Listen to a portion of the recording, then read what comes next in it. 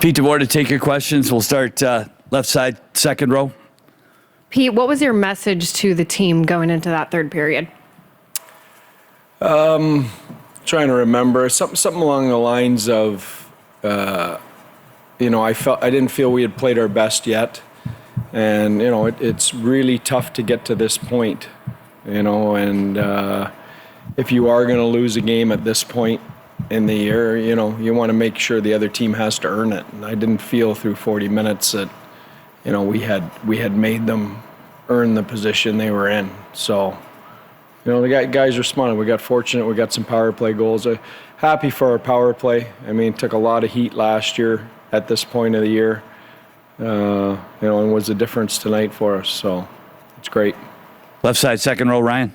Pete, I mean, you look at the offensive contributions you received this evening. What was it like not only getting those, but getting those in a game where you were not only able to get a comeback, but a comeback against a team that basically they've been making a habit of comebacks this postseason? Yeah.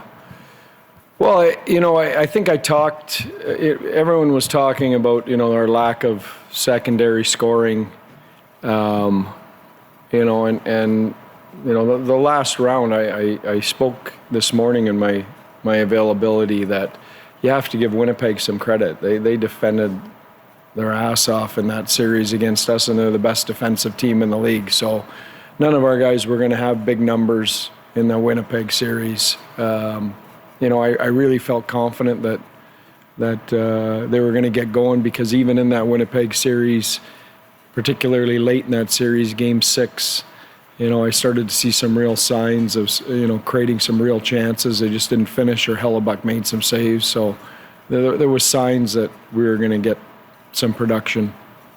Left side, third row.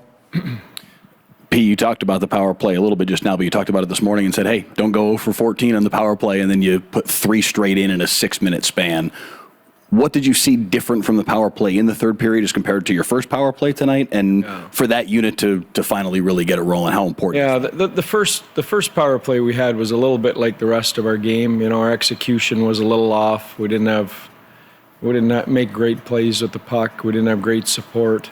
I thought in the third, we came out and we executed. And, I think you never know when that switch is going to go. Obviously, being at home here for this game, we get that first goal, the crowd gets into it, momentum shifts really quickly.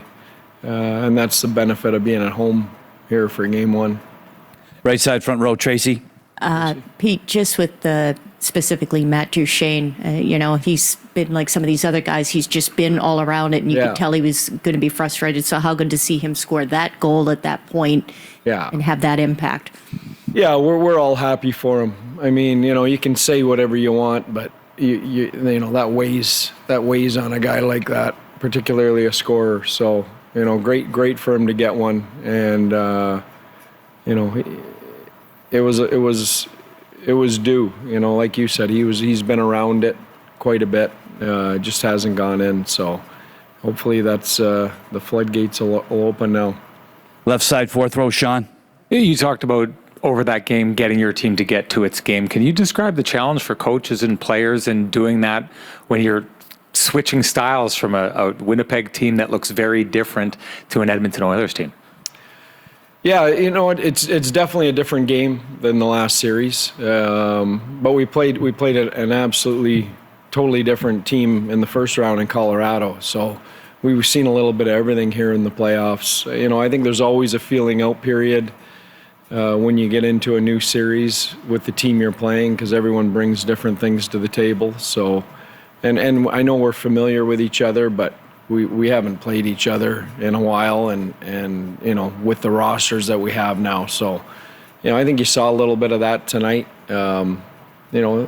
We can be and have to be better than we were tonight, and at least 5-on-5, and that's got to be the goal for us.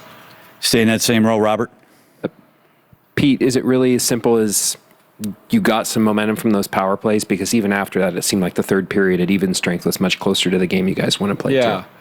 Yeah, you know what? I thought, I didn't think the entire night was poor 5-on-5. I thought we started the game okay. We had some good looks in the first period.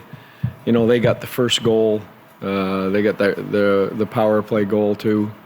You know, all of a sudden you're in a hole. So, but you know, I think as a group, when we sit and look at it, and we'll look at it tomorrow, you know, I think our group knows that we can play better than we did for large portions of tonight. Right side, fourth row. Hey, Pete. I just wanted to ask you about Ottinger because I felt like the score could have been a lot worse than 3-1 after the second period. Did he help keep you guys in the game there? Yeah, he made some saves for sure. You know, he's done that. He's done that all year. He didn't. He kind of stopped the bleeding. You know, when momentum went against us there. I mean, obviously, if it goes to 4 or 5-1, that game's probably over. So, he definitely helped stop the bleeding and give us a chance going into the third period. Left side, back row. Coach, do you have any recollection of being part of a playoff team that scored 3 power play goals in a period in playoff game? Oh yeah. I was. We did it in Vegas when I coached there. In the last 5 minutes of a game, we scored 4 actually. So it doesn't happen very often, but I have seen it before.